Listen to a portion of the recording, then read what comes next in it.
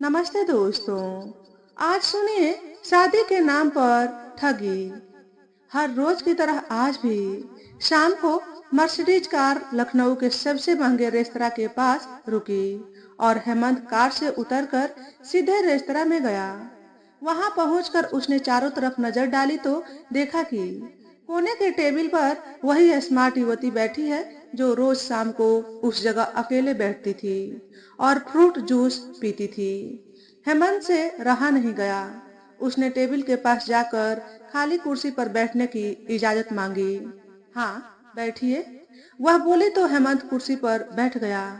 इससे पहले कि दोनों के बीच कोई बातचीत होती, हेमंत ने उसे ड्रिंक ऑफर कर दिया। No, I don't take wine, युवती ने विदेशी लहजे में जवाब दिया। हेमंत को समझते देर नहीं लगी कि युवती विदेश में सेटल्ड है। वह युवती का नाम जान पाता इससे पहले युवती ने बात आगे बढ़ाई और बोली, मैं कनाडा में सेटल्ड हूँ। वहाँ वाइन हर मौके पर ऑफर करना और पीना आम बात है, लेकिन मैं अल्कोहल से सख्त नफरत करती हूँ। आपका नाम? हेमंत ने पूछा। क्या करेंगे जानकर? मैं कुछ महीनों के लिए इंडिया आई हूँ और थोड़े दिनों बाद वापस चली जाऊंगी। शाम को यहाँ आती हूँ रिलैक्स होने के लिए। क्या इतना जानना आपके लिए काफी नहीं है? युवती ने जवाब दिया और अपनी घड़ी देख उठने लगी।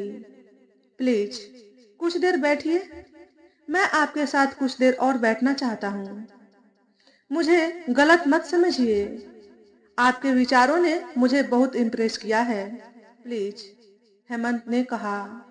मॉडर्न तरीके से साड़ी में लिपटी हुई उस युवती ने कुछ सोचा, फिर बैठ गई और बोली, मेरा नाम प्रिया है और मैं NRI हूँ। एक टीम के साथ गेस्ट बनकर इंडिया घूमने आई हूँ। यहाँ लखनऊ में मेरे चाचा रहते हैं, इसलिए उनसे मिलने आई हूँ। मेरे पेरेंट्स बरसों पहले कनाडा शिफ्ट कर गए थे। वहाँ वे सरकारी स्कूल में टीचर हैं। इतना कहकर उसने फिर चलने की बात कही तो हेमंत ने कहा, चलिए, मैं आपको चाचा के घर छोड़ देता हूँ। मुझ पर विश्वास कीजिए और यकीन न हो तो अपने चाचा से इजाजत ले लीजिए। उनसे कहिए कि सुपर इंडस्ट्रीज के मालिक की गाड़ी से घर आ रही हूँ। सुपर इंडस्ट्रीज लखनऊ और पूरे प्रदेश में प्रसिद्ध है। प्रिया ने उससे विजिटिंग कार्ड मांगा, उसे देखा, फिर पर्स में रखा और उसके साथ चलने को राजी हो गई। गाड़ी में बैठते वक्त हेमंत अत्यधिक विचलित सा था। पता नहीं क्यों एक अनजान युवती को वह अपना समझने लगा था। शायद युवती के आकर्षक व्यक्तित्व अंदाज से प्रभावित हो गया था। गाड़ी में हेमंत ने पारिवारिक बातें छेड़ी और अपने परिवार और बिजनेस के बारे में बताता रहा। गाड़ी तो चल पड़ी, लेकिन जाना कहाँ है हेमंत को मालूम नहीं था। उसने प्रिया से पूछा, कहाँ जाना है? अमीनाबाद, प्रिया का संक्षिप्त जवाब था। तुम्हारे चाचा क्या करते हैं? हेमंत ने फिर सवाल किया। प्रिया ने बताया कि उसके चाचा इरिगेशन डिपार्टमेंट में जॉब करते हैं और अमीनाबाद में उनका फ्लैट है। गाड़ी रोकिए, मेरा घर पास ही है, प्रिया ने कहा। हेमंत ने बड़ी विनम्रता से कहा, चलिए घर तक छोड़ देता हूँ। नहीं नहीं, ठीक है, अब मैं खुद चली जाऊंगी, प्रिया का जवाब था। फिर मिलने की बात नहीं हो पाई। प्रिया कार से उतरकर रोड क्रॉस करके गायब हो गई। हेमंत उदास सा अपने घर की ओर चल पड़ा। गेट पर दरबान ने विस्मय से हेमंत की ओर देखा और बोला, साहब, बड़ी जल्दी घर आ गए। हेमंत बिना कुछ बोले गाड़ी पोर्टिको में रखकर बंगले में पहुंचा। मम्मी अपने कमरे में थी। उसकी इकलौती लाडली छोटी बहन ड्राइंग रूम में बैठकर एक बुकलेट में हीरो का सेट देखकर पेंसिल से उन्हें टिक कर रही थी। हेमंत ने पूछा, क्या देख रही हो विन्नी? विन्नी ने हेमंत के प्रश्न का उत्तर दिए बिना कहा, भैया, आज जल्दी आ गए हो तो चलो हीरे का सेट खरीद दो। मेरा बर्थडे भी आ रहा है, वह मेरा गिफ्ट हो जाएगा। हेमंत सोफे पर बैठा ही था कि हाउसमेड एप्पल जूस का कैन और कुछ ड्राई फ्रूट्स लेकर आ गई। जूस पीते हुए हेमंत समाचार पत्र देखने लगा और बिन्नी से बोला, जल्दी रेडी हो जाओ, चलो तुम्हारा सेट खरीद देता हूँ। वे डायमंड सेट खरीद कर लौट रहे थे तो बिन्नी ने हिम्मत जुटाकर अपने भैया से पूछा, भैया, एक सेट तो मैंने अपनी पसंद से खरीदा, लेकिन दूसरा सेट तुमने अपनी पसंद से क्यों खरीदा? हेमंत के पास तुरंत कोई जवाब नहीं था। वह बस मुस्कुराकर रह गया। बिन्नी को लगा कि पेरेंट्स 2 वर्षों से जिस दिन का इंतजार कर रहे थे, संभवतः वह दिन आने वाला है। वरना दर्जनों विवाह के रिश्ते को ठुकराने के बाद भैया ने आज 18 लाख का डायमंड सेट क्यों खरीदा? जरूर आने वाली भाभी के लिए। घर जाकर जब बिन्नी ने यह रहस्य खोला तो पूरे घर में उत्सव का माहौल हो गया। हाउसमेड ने मुस्कुराते हुए रात का खाना परोसा तो कुक ने एक स्पेशल डिश भी बना डाली। खाना खाकर सभी हंसते खिलखिलाते अपने अपने कमरों में चले गए।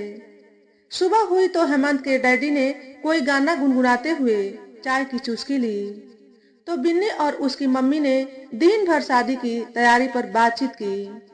गेस्ट की लिस्ट भी जुबानी तैयार की। फिर वही शाम लखनऊ का वही रेस्तरा। लेकिन घंटों इंतजार के बाद भी प्रिया नहीं आई तो हेमंत उदास सा देर रात में अपने घर लौटा। अगली शाम कुछ देर के इंतजार के बाद प्रिया ने रेस्तरा में प्रवेश किया तो हेमंत लगभग दौड़ता हुआ उसके पास गया और पूछा, कल क्यों नहीं आई? क्या मेरे नहीं आने से आपको कोई प्रॉब्लम हुई? प्रिया ने उल्टा सवाल किया। हेमंत ने अपने दिल की बात कह डाली, मुझे तुम्हारे जैसी लड़की की तलाश थी जो मेरे लाइफ स्टाइल से मैच करे और मेरी माँ और बहन को पूरा प्यार दे सके। यह सिर्फ भारतीय मानसिकता वाली लड़की ही कर सकती है। सच कहूँ, यदि तुम्हारी शादी नहीं हुई है तो समझो मैं तुम्हें अपनी बीवी मान बैठा हूँ। प्रिया ने प्रश्न किया, बिना पूरी तहकीकात किए इतना बड़ा फैसला कैसे ले सकते हैं? आप मेरे नाम के सिवा और कुछ भी जानते हैं? आपके बारे में भी मुझे पूरी जानकारी हासिल नहीं है। मुझे अपने पेरेंट्स की भी सलाह लेनी है। जैसे आप अपने परिवार के बारे में सोचते हैं वैसे ही मेरे भी कुछ सपने हैं। परिवार के प्रति जवाबदेही है और इसकी क्या गारंटी है कि शादी के बाद सब ठीक ठाक होगा? हेमंत ने प्रस्ताव रखा, चलो मेरे घर, वहीं पर फैसला होगा। प्रिया घर जाने को राजी नहीं हुई। उसका कहना था कि वह अपने चाचा के साथ उसके घर जा सकती है। कार में बैठकर अगले दिन अपने चाचा को रेस्तरां में लाने का वादा कर प्रिया नियत मोड़ पर कार से उतर गई। अगली शाम फिर वही रेस्तरां। प्रिया आज अत्यधिक स्मार्ट लग रही थी। साथ में एक 20-22 वर्ष का लड़का था जिसे प्रिया ने अपना कजिन बताया। चाचा के बारे में सफाई दी कि चाचा अचानक एक ऑफिस के काम से चेन्नई चले गए हैं, सप्ताह भर बाद लौटेंगे। हेमंत चुप रहा, लेकिन प्रिया उसके दिलो दिमाग में इस कदर छा गई थी कि वह एक कदम भी पीछे नहीं हटने को तैयार नहीं था। घर में पूरी तैयारी भी हो चुकी थी। ऐसे में उसने मौके को हाथ से जाने देने को मुनासिब नहीं समझा।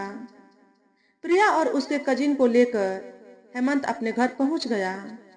बिन्नी और उसकी माँ ने घर के दरवाजे पर आकर दोनों का स्वागत किया। बिन्नी प्रिया का हाथ पकड़कर अंदर ले गई। सीधी साधी किंतु स्मार्ट युवती को देखकर सभी खुश थे, पर हेमंत के डैडी इतनी जल्दी फैसला लेने को तैयार नहीं थे।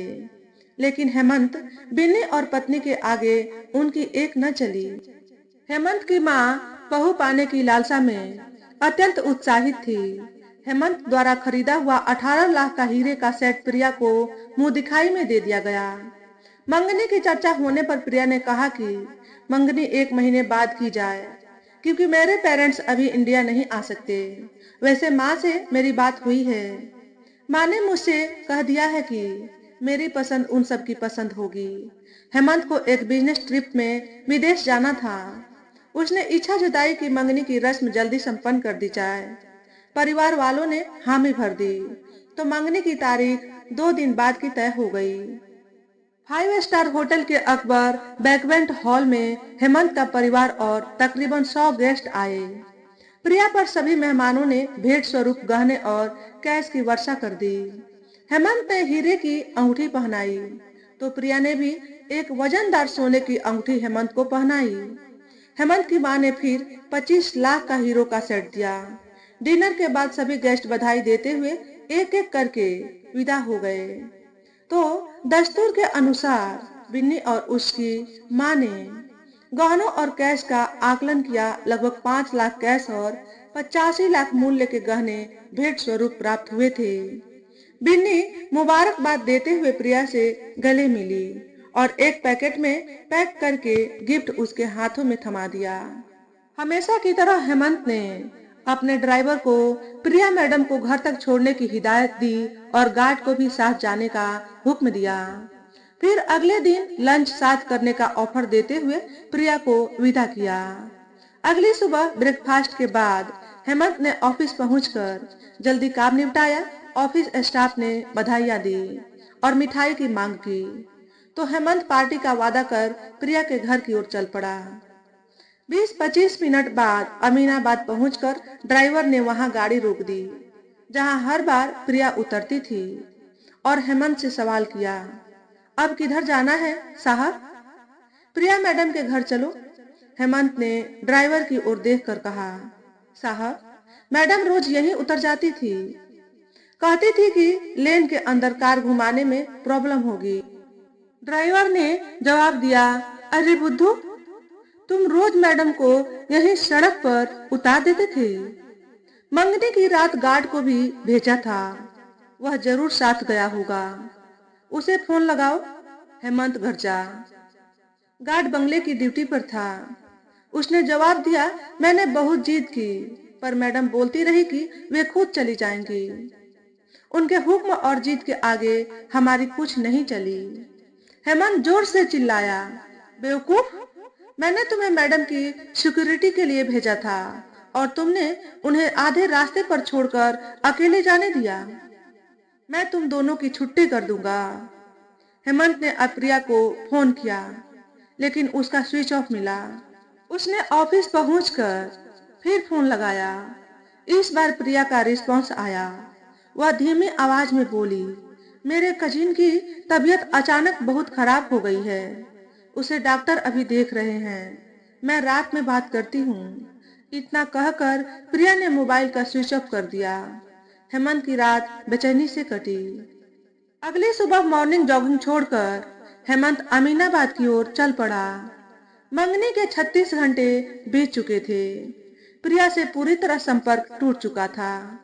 ड्राइवर ने जिस गली को प्रिया मैडम के घर जाने का रास्ता बताया था, दिन के उजाले में हेमंत अनुमान से उस जगह पर पहुंच गया और कार को रुकवा फुटपाथ पर चाय की दुकान पर चाय पीने लगा। हेमंत को हर हाल में आज प्रिया से मिलना था, अतः उसने चाय वाले से हुलिया बताते हुए पूछताछ की। बाई चांस चाय वाले ने प्रिया को 2 बार कार से उतरते देखा था, लेकिन उसने भी निराशाजनक जवाब दिया। उसने हेमंत को बताया, आपने जो हुलिया बताया वैसे हुलिये की अनेक महिलाएं हैं और रात में देखे गए चेहरे की पहचान करना थोड़ा मुश्किल है, लेकिन एक बात पक्की है कि जिस गाड़ी से 2 बार मैंने उन्हें उतरते देखा, यह वही गाड़ी है जिससे आप आए हैं। हेमंत पैदल चलते हुए गली में प्रवेश कर गया। सुबह का समय था, इसलिए प्रायः हर कोई घर में ही था। कुछ लोगों ने प्रिया नाम सुनकर कहा कि इस नाम की किसी लड़की को नहीं जानते, लेकिन एक पढ़े लिखे नेता टाइप के मौलवी साहब ने जो बातें हेमंत को बताई, उसे सुनकर हेमंत के पैरों तले मानो जमीन खिसक गई। मौलवी साहब ने कहा, बेटे, इस गली में या तो मजदूर या छोटी मोटी नौकरी करने वाले लोग रहते हैं। यहाँ कभी भी किसी एनआरआई या आपके बताए हुए हुलिये की युवती को कभी नहीं देखा गया है। यह गली जहाँ खत्म होती है, उससे आगे रिहायशी इलाका भी नहीं है। आप गलत जगह आ गए हैं। हेमंत को महसूस होने लगा कि उसके साथ बहुत बड़ा धोखा हुआ है। उसके पास प्रिया के घर के पते के नाम पर सिर्फ अनजान गली की जानकारी भर थी। हेमंत वहां से निकलकर रेस्तरां की ओर चल पड़ा। रेस्तरां में अभी साफ सफाई चल रही थी, किंतु हेमंत साहब को सुबह सुबह देखकर सारा स्टाफ बाहर आ गया। हेमंत को वहां जो जानकारी मिली, उसने उसकी शंका को हकीकत में बदल दिया। सिक्योरिटी गार्ड ने बताया कि वे मैडम जब पहली दफा रेस्तरां आई थी, तब उन्होंने मुझसे पूछा कि सुपर इंडस्ट्रीज वाले हेमंत रस्तोगी कौन है। मैंने आपकी ओर इशारा किया था। इसके बाद आप दोनों को साथ साथ निकलते देखा तो हम सब यह समझे कि आप लोग एक दूसरे को जानते हैं। हेमंत सुनकर लड़खड़ा सा गया, तो स्टाफ ने मिलकर उसे संभाला। हेमंत को प्रिया का तरीका समझ में आ गया था। पूरी योजना बनाकर और एक अच्छे होमवर्क के साथ हेमंत को टारगेट बनाकर उसके साथ फ्रॉड किया गया था। हेमंत संभल कर कार में बैठा और घर जाकर सभी को यह कहानी सुनाई। अपने घबराए हुए बेटे को आराम की सलाह देकर हेमंत के पापा सिटी एसपी के ऑफिस पहुंच गए।